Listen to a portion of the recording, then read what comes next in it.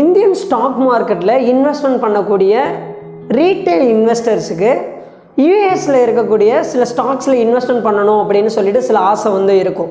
அதாவது இந்த apple, Microsoft, அடுத்து பார்த்திங்கன்னா டெஸ்லா, அடுத்து பார்த்திங்கன்னா இது அமேசான், இந்த மாதிரியான யூஎஸ் பேஸ்டு பண்ண ஸ்டாக்ஸ் எல்லாமே வாங்கணும் அப்படின்னு ஆசை வந்து இருக்கும். ஸோ அப்படி ஆசை இருந்தாலும் பட் நம்மளால் அதை வாங்க முடியும். பட் அப்படி வாங்குறதுக்கு நிறையா ப்ரொசீஜர் இருக்குது. அதே மாதிரி நம்ம இந்தியன் மாதிரியே டாலரை கன்வெர்ட் பண்ணும்போது அதுக்கு சில சார்ஜஸ் போகுதுன்னு சொல்லிட்டு நிறைய பேர் என்ன பண்ணுறாங்கன்னா அதை அவாய்ட் வந்து பண்ணுறாங்க. பட் இன்றைக்கி இந்த ஒரு வீடியோவில் இந்தியன் ஆத்தரைஸ்டு, அதாவது செபி ஆத்தரைஸ்டு புரோக்கரில் இந்தியாவில் இருந்துக்கிட்டே அங்கே இருக்கக்கூடிய சில ஸ்டாக்ஸில் நம்மளால் இன்வெஸ்ட்மெண்ட் பண்ண முடியும்னு சொன்னால் நம்புவீங்களா?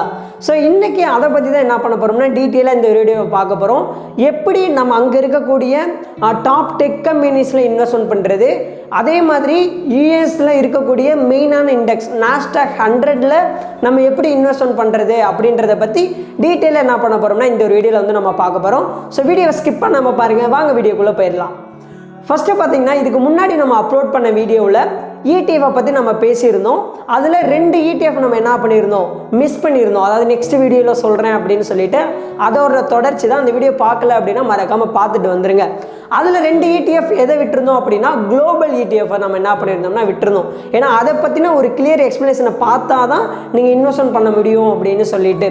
ஸோ இன்றைக்கி ஃபஸ்ட்டு பார்த்தீங்க அப்படின்னா நான் சொன்ன மாதிரி நீங்கள் யூஎஸில் இருக்கக்கூடிய டாப் டெக் கம்பெனிஸ், அதாவது என்னென்னதுன்னு பார்த்தீங்க அப்படின்னா டாப் டெக் கம்பெனிஸ்ன்னு பார்த்தீங்க அப்படின்னா டெஸ்லா, ஆப்பிள், அமேசான், அடுத்து பார்த்தீங்கன்னா கூகுள், அதை பார்த்தீங்கன்னா ஆல்பபெட்னு கொடுத்துருக்காங்க கூகுள், அடுத்து பார்த்தீங்கன்னா ஃபேஸ்புக், மைக்ரோசாஃப்ட், நெட்ஃப்ளிக்ஸ், அடுத்து பார்த்தீங்கன்னா என்விடியா, இந்த மாதிரியான கம்பெனியில் எல்லாமே நீங்கள் இன்வெஸ்ட்மெண்ட் பண்ணலாம். எப்படின்னு பார்த்தீங்கன்னா ETF இருக்கக்கூடிய ஒரு மெத்தட், அதாவது குளோபல் ETF மாஃபாங் அப்படின்ற ஒரு ETF வந்துருக்கு. அதாவது MAFANG அப்படின்னு சர்ச் பண்ணிங்க அப்படின்னா இந்த ஒரு ETF வரும். இது யார் ப்ரொவைட் பண்ணுறாங்க அப்படின்னா மீர அசெட் அப்படின்றவங்க தான் என்ன பண்ணுறாங்கன்னா இந்த ஒரு ETF வந்து ப்ரொவைட் வந்து பண்ணுறாங்க. இந்த ETF என்ன பண்ணும் ஆக்சுவலான்னு பார்த்தீங்கன்னா இந்த இருக்குது பார்த்தீங்களா, இந்த 10 டெக் பேஸ் பண்ண கம்பெனியில் மட்டும் இன்வெஸ்ட்மெண்ட் வந்து ஆகும். அதாவது இவங்க ETFனாலே நம்ம என்ன சொல்லியிருந்தோம், இந்த 10 இதை ஒரு பேஸ்கெட்டில் போட்டு அந்த பேஸ்கெட்டை நம்ம மொத்தமாக வாங்குற மாதிரி தான். பட் நீங்கள் தனித்தனியாக அந்த ஸ்டாக் வாங்குறதுக்கு நிறையா வொலட்டாலிட்டி இருக்கும், அதே மாதிரி நிறையா ரிஸ்க்கு வந்து இருக்கும். பட் இதை நீங்கள் ETF மொத்தமாக வாங்கும்போது அந்த 10 ஸ்டாக்கில் 6 உங்களுக்கு பாசிட்டிவாக இருந்துச்சுன்னா அன்றைக்கி உங்களோட ETF பாசிட்டிவாக தான் இருக்கும். 5 நெகட்டிவ்ல இருந்தாலும் எனக்கு தெரிஞ்சு கொஞ்சம் பாசிட்டிவ், 5 இருந்தாலும் பாசிட்டிவாக தான் இருக்கும். அந்தளவு உங்களுக்கு என்ன இருக்குன்னா ரிஸ்க் இன்வால்வ்மெண்ட் வந்து ETF இருக்காது. பட் நீங்கள் டைரெக்டாக ஒரு ஸ்டாக்கை பை பண்ணுறீங்க அப்படின்னா உங்களுக்கு ரிஸ்க் வந்து இருக்கும். அது மட்டும் இல்லாமல் அது US பேஸ் பண்ண ஸ்டாக்குனால நம்மளுடைய இந்தியன் மணியை டாலரை கன்வெர்ட் பண்ணுறதுக்கே நம்ம என்ன பண்ணணும், கிட்டத்தட்ட அவ்வளோ சார்ஜ் கட்டணும், GST இருக்குது, அந்த மாதிரி எல்லாமே நம்ம வந்து பே வந்து பண்ணணும். ஸோ இப்போ ஃபஸ்ட்டு ஒன்றை பற்றி என்ன பண்ணிக்கிட்டீங்க, தெரிஞ்சுக்கிட்டீங்க. நெக்ஸ்ட் செகண்ட் ஒன் பார்த்தீங்கன்னா நான் சொன்ன மாதிரி யூஎஸில் டாப்பாக இருக்கக்கூடிய ஒரு இண்டெக்ஸ் வந்து நாஸ்டாக் 100 அப்படின்றது. இதுலேயே நம்மளால் இன்வெஸ்ட்மெண்ட் பண்ண முடியும். இந்த ETF யார் ப்ரொவைட் பண்ணுறாங்க அப்படின்னா இதனுடைய அந்த கோட் வேர்டு பார்த்தீங்கன்னா MON100 அப்படின்னு போட்டிங்கன்னா சர்ச் பண்ணிங்கன்னா வரும் உங்களுடைய ப்ரோக்கிங் அக்கௌண்ட்டில். இதை யார் ப்ரொவைட் பண்ணுறாங்க அப்படின்னா மோத்திலால் ஓஸ்வால் என்ன பண்ணுறாங்கன்னா ப்ரொவைட் வந்து பண்ணுறாங்க. ஸோ என்ன பண்ணுவாங்க, அந்த 100 கம்பெனிஸை ஒரு பேஸ்கெட்டுக்குள்ளே போட்டு நம்ம அந்த MO100 அப்படின்ற மோத்திலாலோடைய அந்த ஒரு நாஸ்டாக் 100 அந்த ETF MO100 அப்படின்ற ETF பை பண்ணோம் அப்படின்னா அங்கே இருக்கக்கூடிய அந்த 100 கம்பெனியில் என்ன பண்ண மாதிரினா இன்வெஸ்ட்மெண்ட் பண்ண மாதிரி. ஸோ மோஸ்ட்டும் மாஃபாங் அப்படின்னு சொன்னது அது டெக் பேஸ் பண்ண கம்பெனியில் மட்டும் இன்வெஸ்ட்மெண்ட் பண்ண மாதிரி. இது நாஸ்டாக் 100ல் என்ன ஆகும்னா இன்வெஸ்ட்மெண்ட் வந்து ஆகும். ஸோ இப்போ உங்களுக்கு ஒரு கிளியராக புரிஞ்சிருக்கும் அப்படின்னு நான் நினைக்கிறேன்.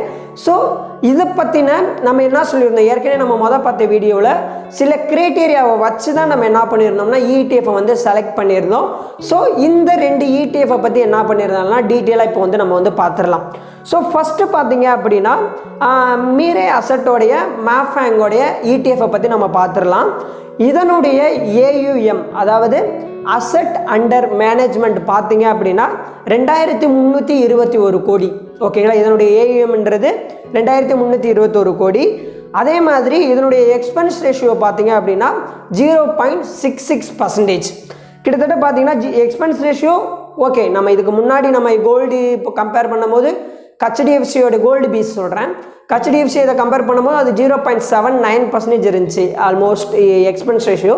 ஸோ இதில் பார்த்தீங்கன்னா 0.66. அதே மாதிரி ஏயுஎம் அப்படின்றது 2321 என்ன இருக்குன்னா இதில் வந்து கொடுத்துருக்காங்க. அதே மாதிரி MO100 அதாவது நாஸ்டாக்கை அப்படியே ஃபாலோ பண்ணக்கூடிய இந்த ஒரு ETF பார்த்தீங்க அப்படின்னா இதனுடைய ஏயுஎம் பார்த்தீங்க அப்படின்னா 8129 கோடி. அதே மாதிரி இதனுடைய எக்ஸ்பென்ஸ் ரேஷியோ பார்த்தீங்க அப்படின்னா 0.58%. ஸோ இப்போ உங்களுக்கு கிளியராக புரிஞ்சிருக்கும் அப்படின்னு நான் நினைக்கிறேன்.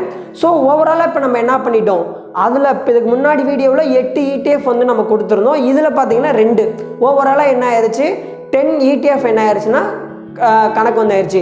ஸோ இதை தான் நம்ம என்ன பண்ண போகிறோம்னா நெக்ஸ்ட் 10 to 15 இயர்ஸ் லாங் டேர்மில் நம்ம இன்வெஸ்ட்மெண்ட் பண்ணுறதுக்கு நல்ல ஒரு ரிட்டர்ன் வந்து கொடுக்கும் அப்படின்றனால தான் இதை செலக்ட் பண்ணியிருக்கோம்.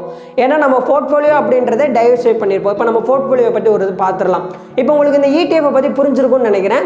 அப்படி ஏதாவது டவுட் இருந்தால் மறக்காமல் கமெண்டில் பண்ணுங்கள். இப்போ திரும்பி ஒரு எக்ஸ்ப்ளனேஷன் கொடுத்துட்றேன். அதாவது மாஃபேங் அப்படின்றது MAFANG இது யார் ப்ரொவைட் பண்ணுறாங்கன்னா மீரே அசெட். இது வந்து அதாவது யூஎஸில் இருக்கக்கூடிய டாப் 10 டெக் கம்பெனிஸ் மட்டும் தான் என்ன ஆகும்னா இன்வெஸ்ட்மெண்ட் வந்து ஆகும். ஸோ இந்த டாப் 10 தான். அதே மாதிரி MO100 இதை யார் ப்ரொவைட் பண்ணுறாங்கன்னா மோத்திலால் ஆஸ்வால் என்ன பண்ணுறாங்கன்னா ப்ரொவைட் வந்து பண்ணுறாங்க. எதை அப்படியே இது பண்ணுறதுன்னா நாஸ்டாக் 100 என்ன பண்ணுதுன்னா அதில் இருக்கக்கூடிய 100 கம்பெனிஸில் இன்வெஸ்ட்மெண்ட் ஆகும். பட் நான் இவங்களுடைய வெப்சைட்டில் போய் பார்த்தேன், இதில் டாப் 10 ஹோல்டிங்ஸ்னு இந்த டீட்டெயில் வந்து கொடுத்துருந்தாங்க.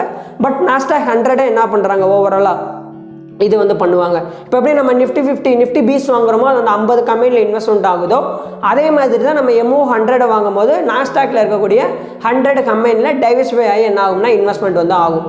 ஸோ இப்போ நம்ம என்ன பண்ணலாம்னா நம்ம போர்ட்ஃபோலியோ கிட்ட வந்துடலாம்.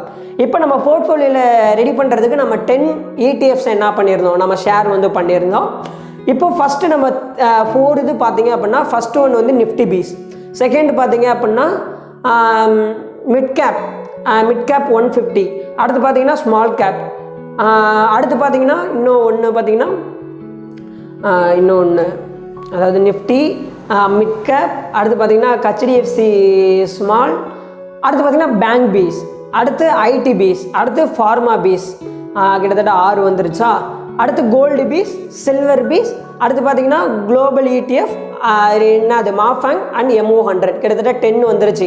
இப்போ ஃபஸ்ட்டு 3 பார்த்தீங்கன்னா கிட்டத்தட்ட உங்களுக்கு லார்ஜ் கேப்பும் இன்க்ளூட் ஆயிரும், மிட் கேப்பும் இன்க்ளூட் ஆயிரும், ஸ்மால் கேப்பு இதாயிரும், அதே மாதிரி உங்களுக்கு இண்டெக்ஸ் என்ன ஆயிரும் கவர் வந்து ஆயிரும். அடுத்து பார்த்தீங்கன்னா sector wise bank PEs, so அதுவும் பார்த்தீங்கன்னா பேங்க் நிஃப்டியோடைய அதையும் ரெப்ளிகேட் பண்ணும், அந்த இண்டெக்ஸும் இது ஆகும். அதே மாதிரி அதாவது அதை ஃபாலோ பண்ணணும்னு சொல்ல வரேன். அதே மாதிரி ஐடி பீஸ், ஃபார்மா பீஸ் இது பார்த்தீங்கன்னா செக்டர் வைஸ் ஒரு டைவர்சிஃபிகேஷன். அடுத்து பார்த்தீங்கன்னா கோல்டு அண்ட் சில்வர் இது நம்ம போர்ட்ஃபோலியோ ஹெட்ஜிங் காண்டி, ஏன்னா ஏதோ ஒரு மார்க்கெட் ரிலேட்டடாக வேர்ல்டு வைடான ஏதோ ஒரு அஃபெக்ட் ஆகுது அப்படின்னா கண்டிப்பாக கோல்டோடைய சில்வர் ரேட் வந்து ஹையராக ஆகும். ஸோ அப்போ அது நமக்கு வந்து ஹெல்ப்ஃபுல்லாக இருக்கும். பட் நார்மலாக எவ்ரி இயர் சில்வர் அண்ட் கோல்டை பொறுத்தளவு நமக்கு 9% ரிட்டர்ன்ன்றது டீசெண்டாக வந்து நமக்கு வந்து கொடுக்குது. அடுத்து பார்த்தீங்கன்னா குளோபலாக நம்ம என்ன பண்ணியிருக்கோம், இந்த 2 இதை வந்து கொடுத்துருக்கோம். ஸோ ஓவராலாக இந்த 10 ETF பற்றி தான் நம்ம என்ன பண்ணியிருக்கோம்னா இந்த ஒரு சீரீஸாகவே எடுத்துக்கலாம். கிட்டத்தட்ட இது 3rd பார்ட்டாகவே ஆயிடுச்சு கண்டினியூஸாக பார்த்தீங்கன்னா. ஸோ இதில் ஷேர் வந்து நம்ம பண்ணியிருக்கோம். இனி நெக்ஸ்ட்டு வரக்கூடிய வீடியோவில் பார்த்தீங்க அப்படின்னா எப்படி அந்த 10 ETF வாங்குறது பை பண்ணுறது அப்படின்னு சொல்லிட்டு லைவாக என்ன பண்ணியிருக்கேன்னா இந்த ஒரு வீடியோவில் நான் இது லைவாக வாங்கியிருக்கேன். ஸோ மறக்காமல் என்ன பண்ணுங்கன்னா இந்த வீடியோவை செக் பண்ணுங்கள். ஸோ உங்கள் போர்ட்ஃபோலியோவை ரெடி பண்ணுங்கள். ஸோ தேங்க்யூ ஸோ மச், பாய்.